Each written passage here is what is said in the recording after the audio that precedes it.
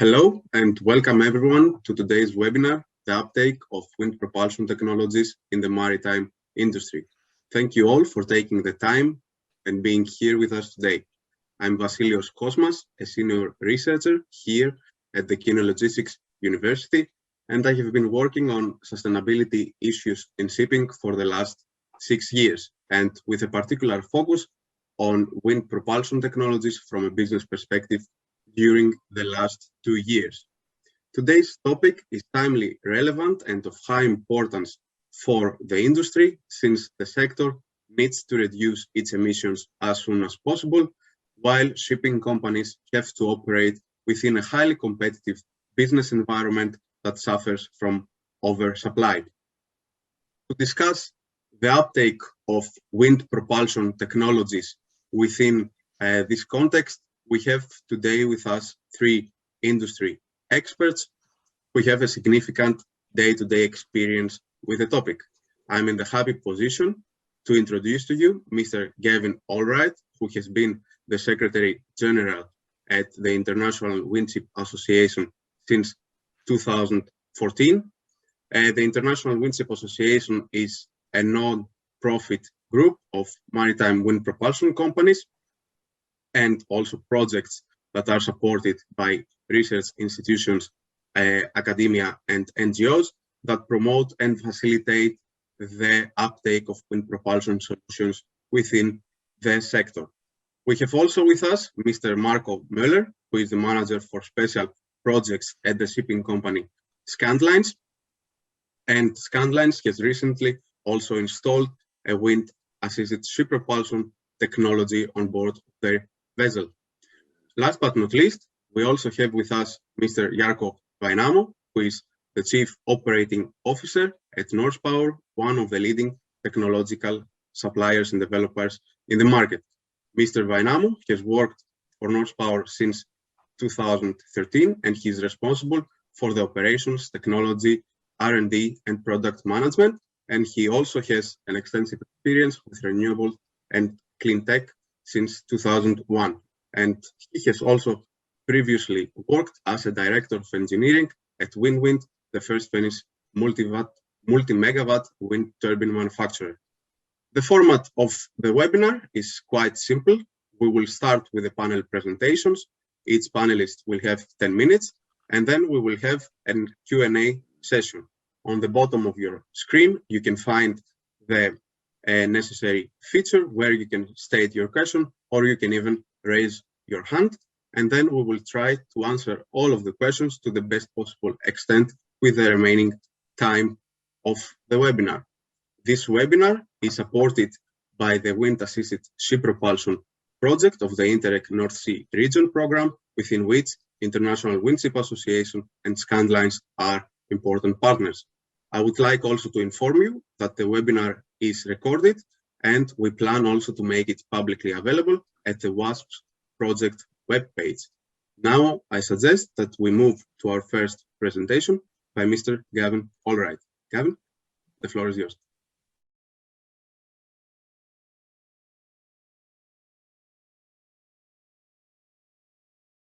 Yeah, thank you very much, Vasileios, for the introduction.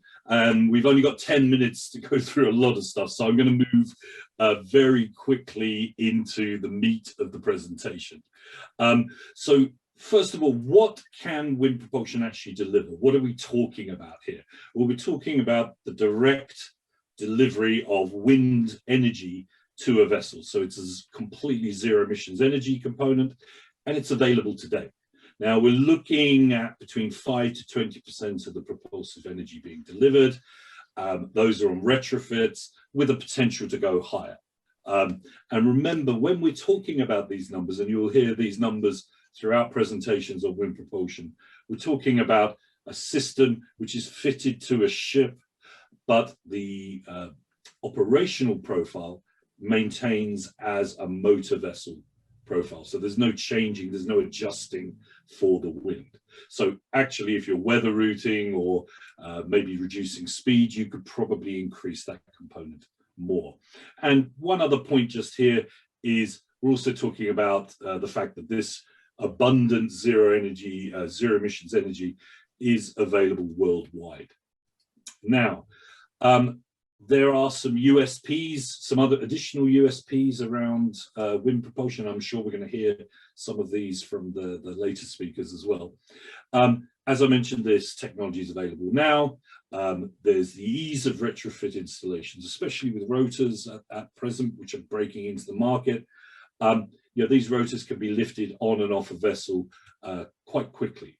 But also in the time frame aspect, we're also saying that this energy source is very predictable. It's zero cost for the energy, not for the units, but for the energy, it's zero cost from today until the end of the life of that vessel or the end of the life of the rig. So, and also there's some financial aspects that I'm sure Vasileios will touch on. If we can move away from a heavy CapEx approach to more of an OpEx approach with leasing or pay-as-you-save models, then that starts to unlock that challenge.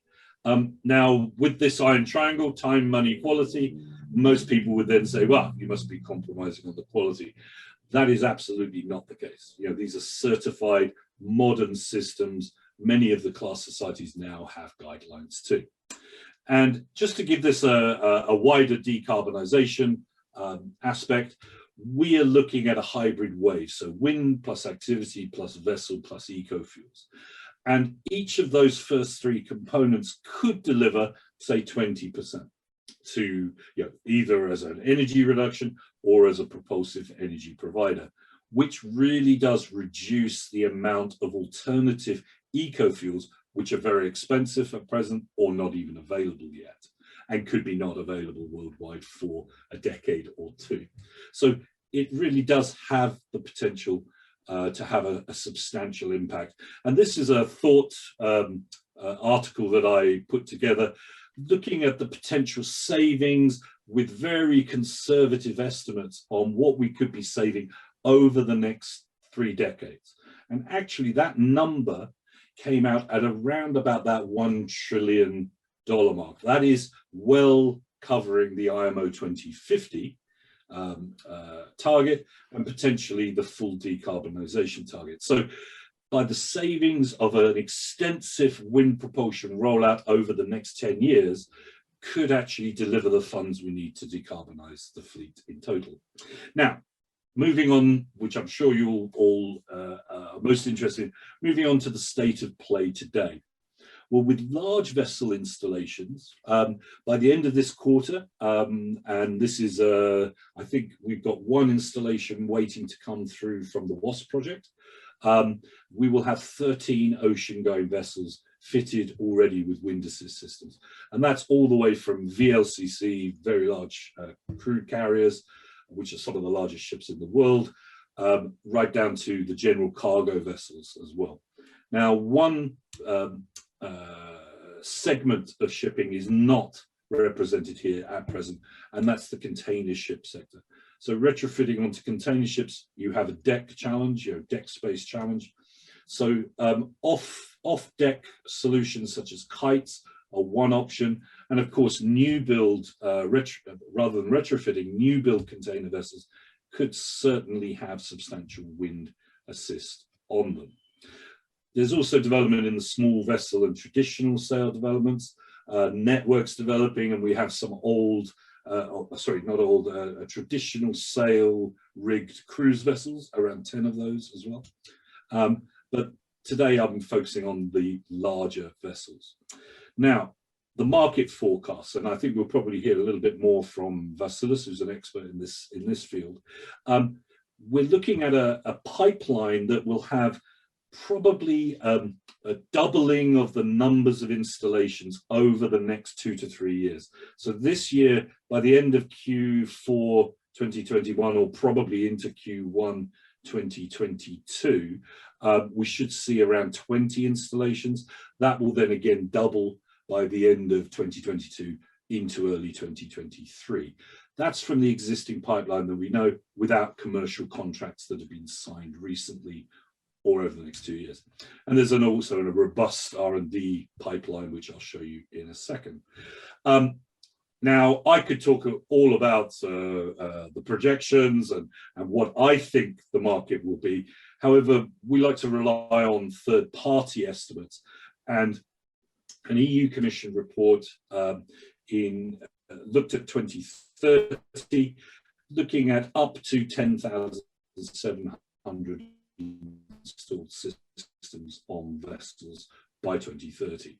Now that's around about a conservative estimate. It was done back in 2016 with limited technical or technology development. Plus, this was before the IMO initial strategy was developed for GHG emissions. And in the 2050s, the UK Clean Maritime Plan has predicted around about a 40 to 45% fleet penetration. Again, we think that could be higher. Now, on to my last couple of slides. Some project news. This is a very busy slide, and of course, you can take your time looking at this from the recording or from the PowerPoint or PDF. But what we're seeing here is larger companies moving into the area of fitting systems. This is really, most of this news is happening over the last 6 to 9 months. And I haven't included all of the activities from the WASP project here. So we're going to be hearing a lot from Scandlines a little bit later. But we have a new build underway, the top right-hand corner, the canopy, to be delivered in 2022.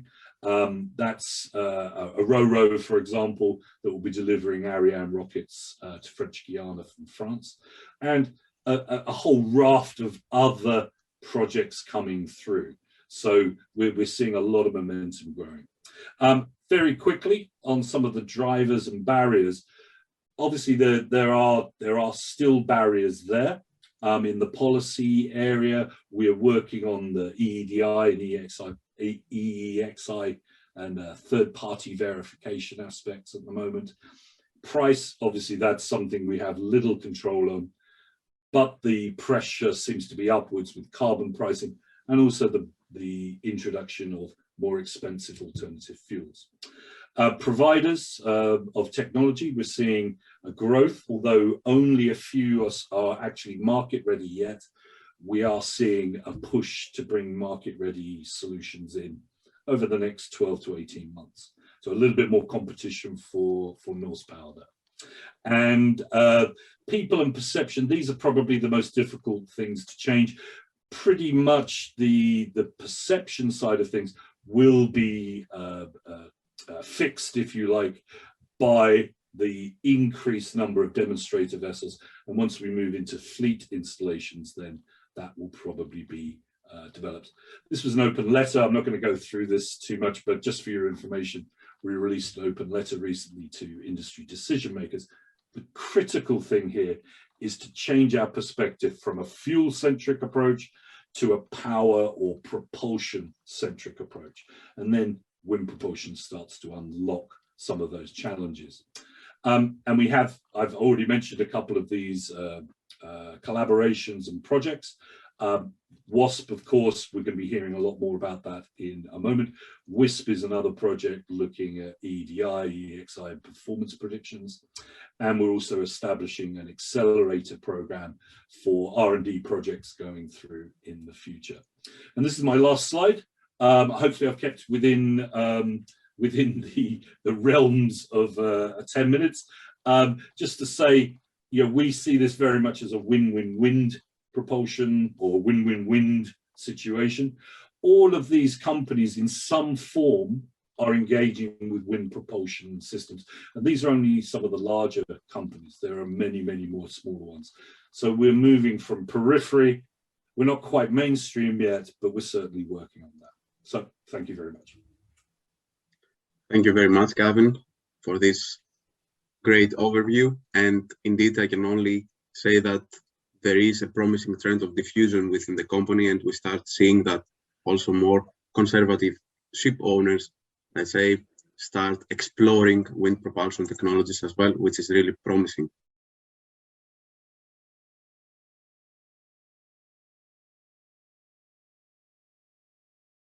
Now I would like to move to Mr. Marko Möller. Hello, everybody, and thanks again, Vasileios, for this opportunity to have a short presentation here from our side. I will also try to keep it very brief and just to focus on the main aspects here, because yes, we are one of the ship owners that Vasileios just mentions that are catching up this topic of wind propulsion, and I would not call us conservative, but quite technology and innovation driven. So we are maybe not the ones you are targeting at after us, but yes, we as Scandlines, or the ferry operator Scandlines, we see ourselves as the pioneer of new technologies, and this is what I want to try to present you with my slides that are coming up now. Just very short merchandise break here, really very short, just to know who we are and what we are doing. So we as Scandlines, we are operating two short ferry routes between Germany and Denmark. This is very small, as I can see here, from German Puttgarden to Danish Rødby, and from German Rostock to Danish Gedser, and the installation of the rotor sail, which I will just give you some insights later on, is for the is on the Rostock-Gedser route. And the specific configuration of this route is that we are operating short sea ferry operation, which means that we have a very high frequency here on Rødby Puttgarden, departures every 30 minutes, and on Rostock-Gedser close to every 2 hours departures, offering a very frequent and high capacity route here. And this is what we call ourselves as a connection for Scandinavia to mainland Europe. This is our main business here. And on top of that, just to mention, we also offering catering service on board, and also retail services on board and on the German side of the harbors as well. And on the right side, you can also see some traffic volumes, and by transporting more than or close to 6 million passengers on Rødby Puttgarden, we are by far the greatest, or the most important ferry route from Germany, going from Germany. So, and this is our green profile. So what the vessels that are serving the services on the left side, the Rødby Puttgarden service with 4 hybrid ferries operating this 30 minutes frequency schedule, as I just said, and the 2 ferries on Rostock-Gedser, the Berlin and the Copenhagen, that are offering the service there. And you can still see the Copenhagen here without the rotor sail. We just have to update this picture as well. So this is not too old, the picture, but it's old enough that you cannot see it here. And the characteristics are, they are a bit different, the vessels, as you maybe can see. So we have double-ended ferries on Rødby Puttgarden. So they do not have to turn around in ports. They can just sail forth and back, which is a specific characteristic of this route. And on Rostock-Gedser, we have a bit larger vessels, close to 170 meters, offering capacity for 96 trucks or more than 400 cars. But they are more traditional, like, let's call it like that, as you expect a ferry to look like. And this is what it is all about for us. Let's put it like that, our green agenda. So we have integrated a green mission, a green ambition, however you would call it, into our business some years ago already. That means that has the target to be zero emission in the future. And this is where we started with the hybrid conversion of the vessels on the Puttgarden-Rødby side. There we started back in 2012 to convert the first vessels to hybrid. And then we later decided to do this also on the Rostock-Gedser route with the new buildings you can see there that were put into operation in 2016. And this is, so to say, the middle section, the present one, where we are operating in diesel-electric hybrid mode. And the future should be zero emission. But how to get there? There are several obstacles, let's call it like that, that are still on the way for us to get this done. But what we have identified as the most important factor for now is the middle section here, just to get energy consumption of the ferry down as much as possible. And this is where we now get into the wind-assisted ship propulsion technology, because you consider, or we have considered, a lot of projects. For example, we have installed new thrusters on our Allwright ferries as a retrofit, just to increase the efficiency and to get down the energy consumption. And we just consider several projects that can be done, and one of them were the rotor sails, because we see this technology as a big benefit to just to decrease the energy consumption further. And as I think it was Gavin who said, there are the main advantage of this technology is that maintenance costs are quite are not so challenging. So of course you have invest block, and I'm pretty sure that Vasileios will get more into detail later on this measures. But for us, it's okay. It's a decision to invest in this technology, but it's when it's done and when it's installed, it's more or less predictable. Let's put it like that. And this was the reason why we decided to go that way. I think I will just skip this one, because I'm not an engineer, and I just want to say that we are using, with the flattened rotor, we are using the so-called Magnus effect, which creates a trust. So that we use this Magnus effect of the rotating cylinder, the rotor sail, to create trust. So it more or less pushes the vessel forward, and by doing that, we can use less energy to get to the same speed. So this is a very easy explanation of this technology. Let's put it like that. And here you can see, and this is the importance of this route and of this technology we are using. On the left side, you can see the wind condition of our Rostock-Geza service, where you can see that most of the wind comes from the western side is the red area. And when you then have in mind this picture as well, where you see, okay, when the wind comes from the side, it's more or less the optimal situation, then you can already see that it might be a good idea to use this technology in this area, because this is our advantage here. We are a ferry line going from A to B and back.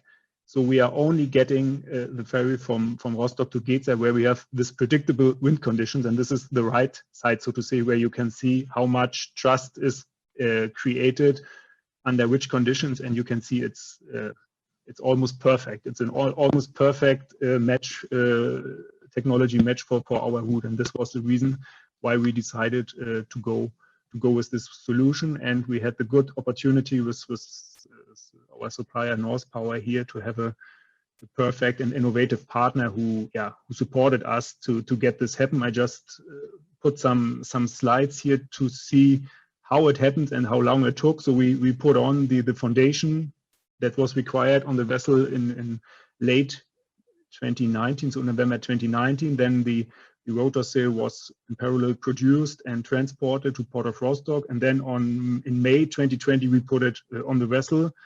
And as we have May 2021 now, you can see, okay, we have close to 1 year of operation now behind us. I have very short video here. Let's see if I can get it running.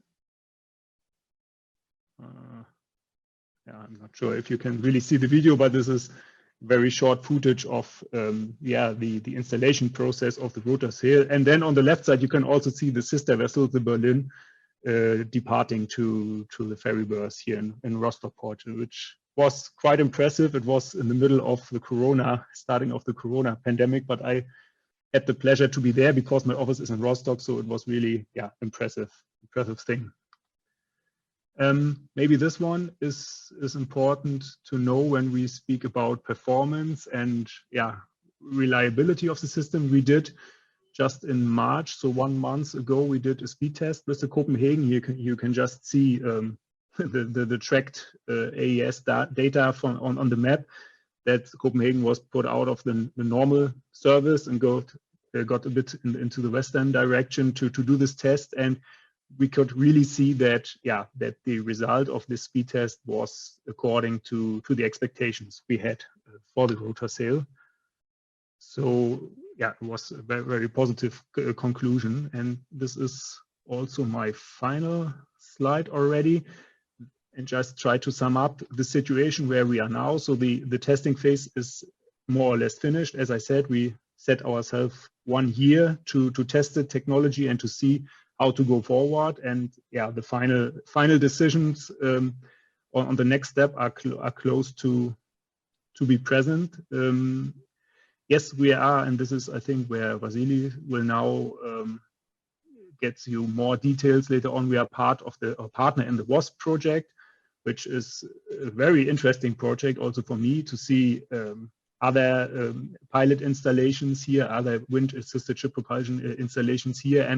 And we as Scandlines are one of the, yeah, let's call it the operational partners that are testing this new technology on board of the vessel and to assist, yeah, to get the right data into the project and also to give, yeah, operational experiences for this indirect project, which are often, at least this was my impression, are often a bit theoretic based. But I think this one, especially this one, is a very interesting one because it's very much coming, yeah, out of the business and will really lead to results that are very important for the business, because as you said already, it will be very important for the uptake of this technology. It will be very important to be very visible with this technology and to be very predictable, and yeah, to have numbers at the end you can trust on. So if ship operators have trustful figures, then then the decision to go with such technologies will be more easier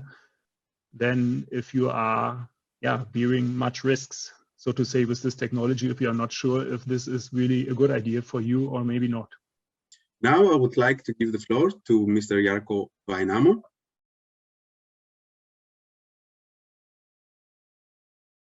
My name is Jarkko Vainamo, and I'm COO of Norse Power, and I'll let you know a bit of us, our technology, and how we see the uptake of wind propulsion.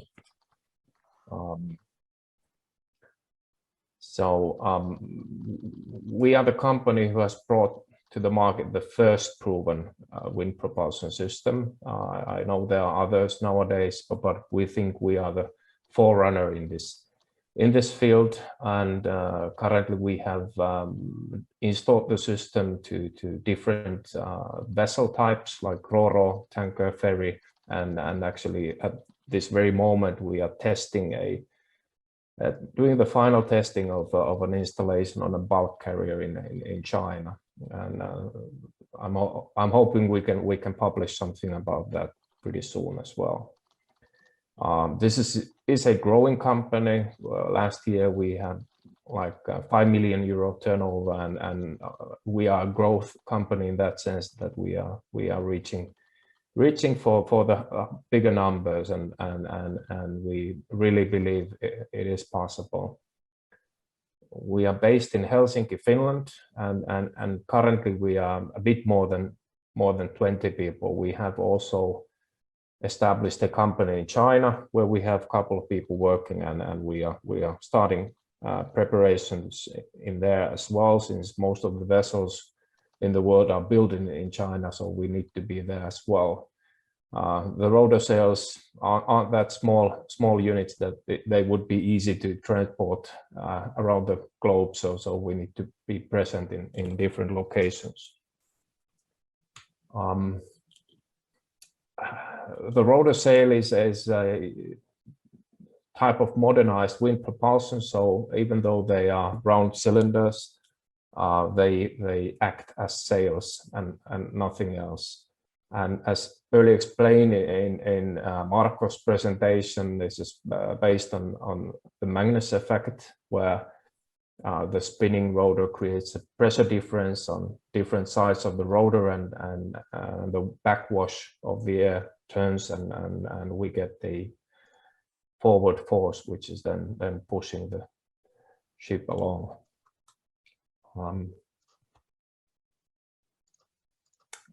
Yeah, quite often the mistake is that these systems would be producing electricity, but actually they are consuming a bit in order generate this Magnus effect. And depending on the configuration we have installed on a vessel, and especially depending on the wind conditions of the routes, we can then estimate the average savings of the system. Typically they are from 5 to 20%, but they can be even more if sufficient amount of sails are installed on a vessel and it's voyaging in an area where the average wind speeds are a bit higher. And the system works so that depending on wind conditions, it's possible to replace the service power usually made with conventional combustion engines with wind, and that way we can call it this as a hybrid system. And we believe that our system is well suited for almost any kind of ship. Maybe the container ship is the only one which is a bit trickier, because for the sails we need to have space around the sails in order to have the air going around, and on these kind of vessels we would have to put them very high up in order to have the efficiency. We believe that the wind propulsion is compatible with all other ways to save fuel, so you can benefit from different systems at the same time, and in the future, in order to meet all the targets, this is also what the shipbuilders needs to do. A typical payback period ranges from 3 to 9 years, depending on installation, but that's roughly the area where we are now. Then I want to highlight this, the most recent reference that we have. This is Sea Cargo SC connector. We have two 35 by 5 meter roller sails on tilting foundations, and the installation was made around Christmas in Poland. The vessel is more than 150 meters long, with 23 meters and a dead weight almost 9,000 ton.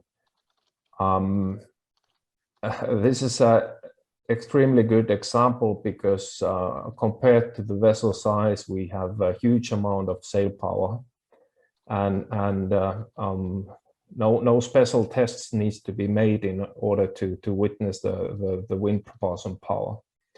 So during these few months of testing, we have, for example, generated maximum thrust force equivalent of 7 megawatt propeller shaft power.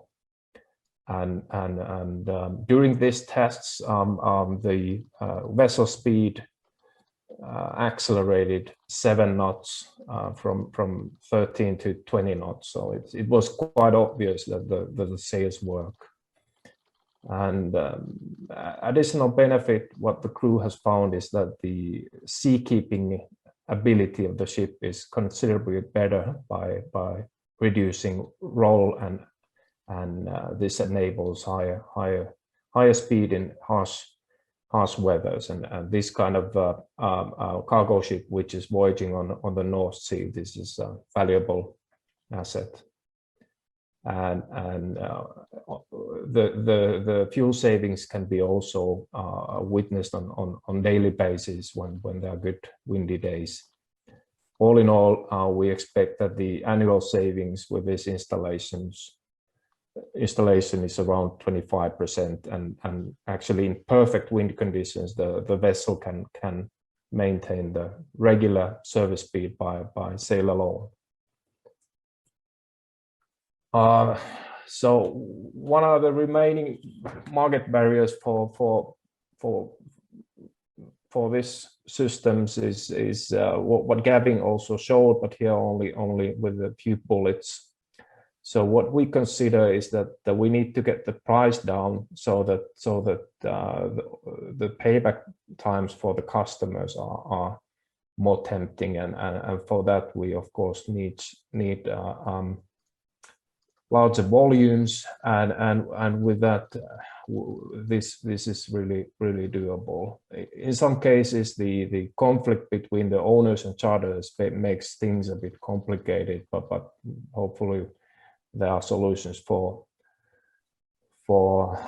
that part as well. With the coming regulation, we see that, and also the general change in globally, we can see the energy effectiveness of a ship is becoming an asset in the future as well. There are still some psychological barriers in adapting new technologies. We can see that, and some slowness in technology transfer.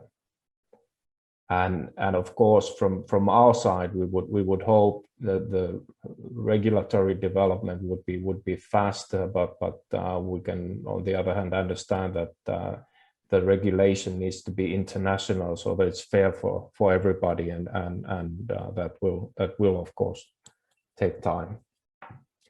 Regarding the regulation, which also one thing that I like to show is the new one. This was also mentioned in the Gavin's presentation, but just to let you know a bit about these systems that are coming. There is this CII, the operational measures, and then EEXI, Energy Efficiency Design Index, which will be coming forth in 2023, assuming it will be adopted in June, but we don't see any reason why it wouldn't be. Every ship must be efficient, and the ship design efficiency indicator will be calculated once for each ship, and there the contribution from wind is calculated, and different levels depend on ship type and size, and if the required level is not reached by energy efficiency measures, which can also be something else than wind, there is a engine power limit which needs to be applied. And regarding this carbon intensity indicator, all the ship needs to be operated efficiently, and different ratings are given to the ships, and if ships are rated D 3 years in a row, or E, they need to make corrective actions. I think this is one good step forwards, and more of these are probably needed in the future to push also those companies who are not in the forefront of these new technologies. Because all in all, the volume and the number of vessels is huge. Because we believe that sail technology could be fitted into 30,000 vessels, and this would make a massive savings in this business already. Assuming 5 to 20% savings, but if they are even more, then would be even better. And I think I exceeded my 10 minutes already, so. No problem, if you would like to conclude. Yeah, so I conclude with our mission and vision, which you can see here. And we have big hopes for the future, and hope it will be even faster progress than what it has been so far.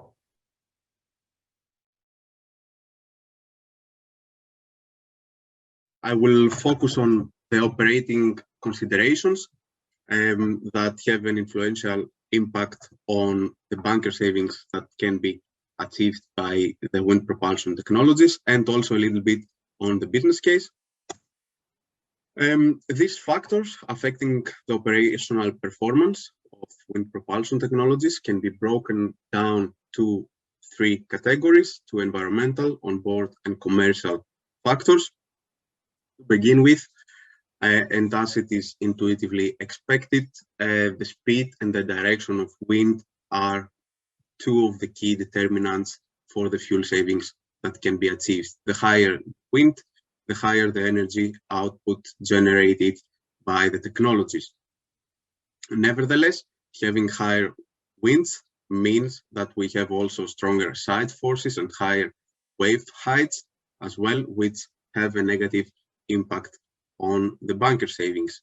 And existing studies have also shown that seasonal patterns as well can have an influence in the actual fuel savings that can be achieved. It is generally suggested that shipping companies should make use of route optimization tools, trying to find the wind optimal route in order to maximize the fuel savings. Nevertheless, we should keep in mind that often a deviation required for this may not be feasible due to the contractual charter agreements that may be in place. And also ship operators may not be fully capable of having a complete forecasting for regarding the weather conditions throughout the whole journey. Within the context of onboard factors, we cannot leave outside the important role of the crew and the master as well. The crew needs to have a specific training, and it can be also argued that due to the rotations happening in the crew on board of the vessel, the operational efficiency may not remain at a stable pace throughout the time. Then the master who operates the ship needs also to have the capability and the necessary skills in order to take the right decisions of when to operate the technology or take other decisions, for example, trying to catch up with the better wind direction, for instance. Then we have, of course, some commercial factors within this discussion. For example, studies have also shown that a trade pattern can also have an influential role, while any changes in the trip duration may also not lead to the best optimal results for shipping companies in general, economical results. And then there is the risk regarding the cargo handling operations at ports, since there is the risk for damage of the mast of the technology, for instance, or when a port does not have the proper infrastructure in place. A little bit about the business case. Within the wind-assisted ship propulsion project, we are working together with 5 shipping companies. So we are discussing with them regarding how to develop the business case and what factors can actually accelerate the uptake of wind-assisted ship propulsion technologies. And here you can see briefly some of our preliminary results. The key drivers that motivate shipping companies are 3. They relate mainly to the bunker savings that can be achieved, and the bunker savings in combination with the fuel prices in the market are 2 important factors that determine the actual payback period of the investment. Then some companies invest because they would like to enhance their brand value and reputation so as to establish their position within the market. And as also Marko has presented previously, some companies have their own green agenda, and wind-assisted ship propulsion technologies seem a promising solution towards a greener future. How can shipping companies be incentivized? They can be incentivized, for instance, by policymakers, either through to regulatory enforcement or subsidies in order to explore these technologies.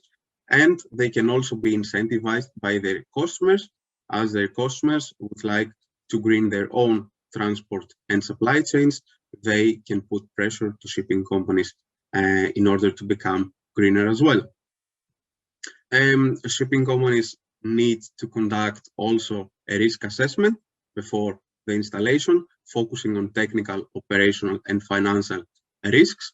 For instance, where on the deck should the technology be installed if there is a possibility that the cargo hatches will be damaged, and other risks as well. And this is often an ongoing process throughout the installation, but also during the trials after the installation. How we can accelerate the uptake of wind propulsion technologies. Of course, there needs to be a fast and effective decision-making process within the company with an honest communication between the technical experts and the top management of the company. And we have also identified some other important stakeholders that can have an influential role in the viability of the business case and in the acceleration of the uptake of the technologies. These are the crew, and as I already mentioned, they need a certain training, and the level of the training depends again on the technology that will be installed. We have also the insurance companies, which are also an important stakeholders, and they need also to stay up to date with the recent developments in the sector. And last but not least, we have the classification societies that give the final okay so that the ship can operate with a WASP technology on board. That's it from my side. And I believe we can start with the Q&A session, during which also my colleague from Kühne Logistics University, Lara Pomaska, who is a junior researcher and working with us also at the WASP project, will support me. And again, thank you to Gavin, Marko, and Marko for their insightful presentations. So, do we have questions? Yeah, we actually got some questions in the Q&A section, and I would start with the first question, which is directed to Marko. Did you experience any problems in your operations since the installation of the rotor sail? Yes, there were some minor ones, of course, as this is still quite new technology, but yeah, nothing really harmful. There were some, well, actually still are some challenges around vibration, which we are just together with Horsepower are trying to solve, and that are definitely solvable. Let's put it like that. And yeah, we had some tasks with the stiffness of the foundation that was installed, but yeah, actually we already now have some learnings around that and what we would change if we do another installation on other vessels. So yeah, also some fine tuning with the wind sensors, because as I just saw Vasileios' slide here with regard to who can has an effect on what. For example, the operational thing here at our rotor sail, it automatically starts, so to say, when we are leaving the breakwaters in Rostock, and it also stops on the other side automatically. So there's more or less nothing to do for the crew if everything works fine. Let's put it like that. So it's really an optimized system. So there are no additional tasks for the crew, which is a clear upside here, or was a clear upside for us for this technology, because it does not create any additional work stream for the crew there. But as I said, for the issues side, the vibration side, that has to be solved in the next days and weeks. But that's it. Perfect. Thank you, Marko. We have also a question for North Power from Dale Morris. What is the drive to heel force ratio? Is it much less than conventional or wing sails? Do you need any underwater appendages to maintain low heel angles? This is probably lift and drag ratio causing then the forces to drive and heel direction. The rotor sails are the most efficient of producing lift compared to the projected area, much more efficient than other type of sails. However, wings can have a better lift to drag ratio for sure.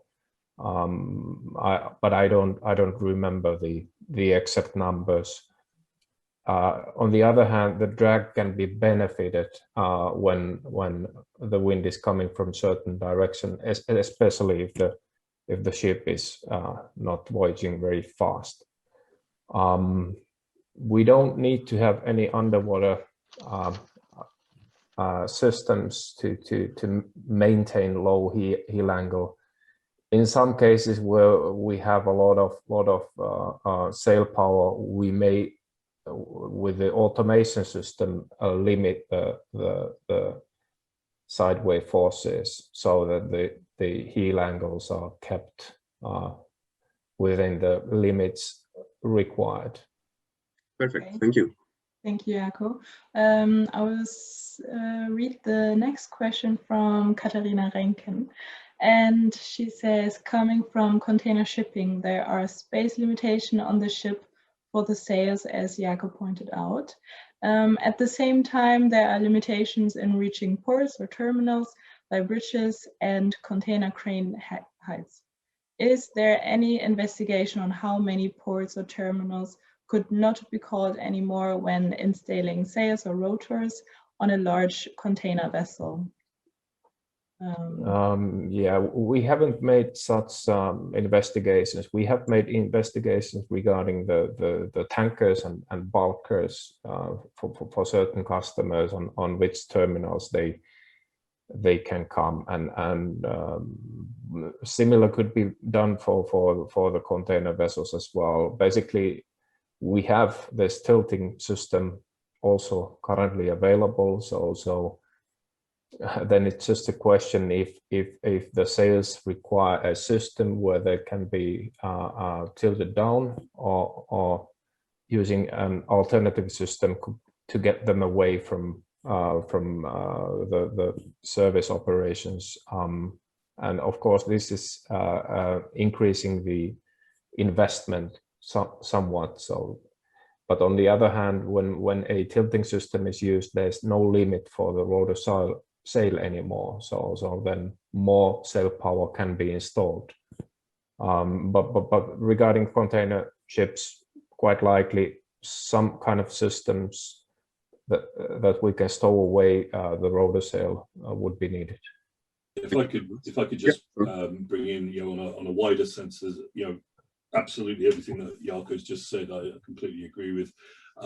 Pretty much every technology provider at present this is one of the key areas that if their technology doesn't work in a port, it doesn't work. It's not retractable for if it's got a significant air draft, then it's not going to be adopted widely in the industry. We have another question from Stefan Maxim Hübner. To what extent do you think the Fehmarn Belt fixed link, once finished, will affect the ferry traffic to Denmark, Scandinavia? I think this will be something for Marko. It's to me, definitely, because I'm the only ferry operator here in the panel. And I tried to answer it written already, but maybe this did not work. So this is there could be a very long answer, but I will make it very short. So yes, the fixed Fehmarn Belt link will have an effect to all ferry lines that are now going from Germany to Scandinavia, as it is a competitor, a fixed link competitor. You do not have the sea leg anymore, but you have a fixed corridor. And what is important here for us as the future competitor is that competition rules, let's put it like that, will be secured by EU. This is a topic going to state aid measures and such things, because it's a state-owned Danish company that constructs and operates the fixed link, and we are very strongly demanding fair competition here, that all the ferry operators can also in the future do their business. And in this extent, I think it's very important for these ferry operators to do the best they can when it comes to environmental efforts of their services. So better we are in the future and the greener we are in the future, if we are offering zero emission transportation across the Baltic Sea, then in my opinion, we are a very, very strong competitor, even to a fixed link, because it still has a lot of advantages to go by ship also with a fixed link in parallel. But I think this is enough for now. I could elaborate an hour on this, but I will not do it today. Perfect. Following, this is for Norse Power, following on Dwell's questions regarding, I think, the drive to healing force ratio. Does it require additional ballast management approaches? Have there been any studies on the effect to the hydrodynamics on the whole? Actually, this is something I don't know in detail. I understand that in some cases they can do something with the ballast as well,